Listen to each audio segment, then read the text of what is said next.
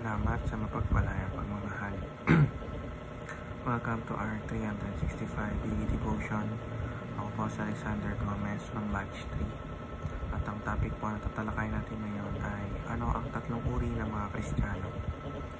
Ngayon po ang ating pag-aaralan ay tungkol sa 1 John chapter 2 verse 15 to 16. At buksan po natin ang ating puso at isip sa magandang salita ng Diyos. Sinasabi dito na, do not love the world or anything in the world. If anyone loves the world, love for the Father is not in them. For everything in the world, the lust of the flesh, the lust of the eyes, and the pride of life, comes not from the Father but from the world. Or sa Tagalog, huwag niyong ibigin ng sanlibutan o ang mga bagay na nasa sanlibutan.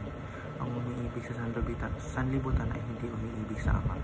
Ang lahat ng nasa sanlibutan, ang pagnanasa ng laman, ang pagnanasa ng mga mata, at ang pagmamalaki sa buhay na ito ay hindi nagmumula sa Ama kundi sa sanlibutan.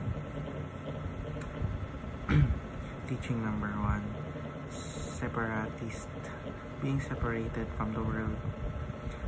Ang pananaw na ito ay nagmumungkahi na ang mga Kristiyano ay dapat manatiling hiwalay sa impluwensya ng mundo. Ang layunin natin ay protektahan ang kanilang pananampalataya at kabanalan mula sa kasamaan o tukso na umiiral sa mundo.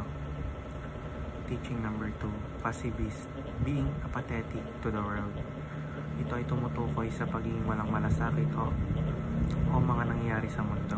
Hindi nila na pinapakialaman ang mga suliranin ng lipunan o mga isyong panlabas. Kadalasan, ito ay nananatili na lamang sa kanilang sariling pananampalataya ng walang layunin na baguhin ang kanilang paligid. Teaching number 3, transformationalist, being world changers. Ang ganitong pananaw ay nagdalayan na baguhin ang mundo sa pamamagitan ng impluwensya ng Ebanghelyo.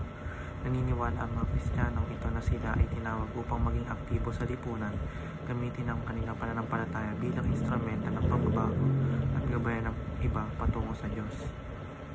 Application number 1, do not love the world. Ayon sa kasulatan, dapat umiwas ang mga Kristiyano sa mga bagay na maaaring maglayo sa kanila sa Diyos.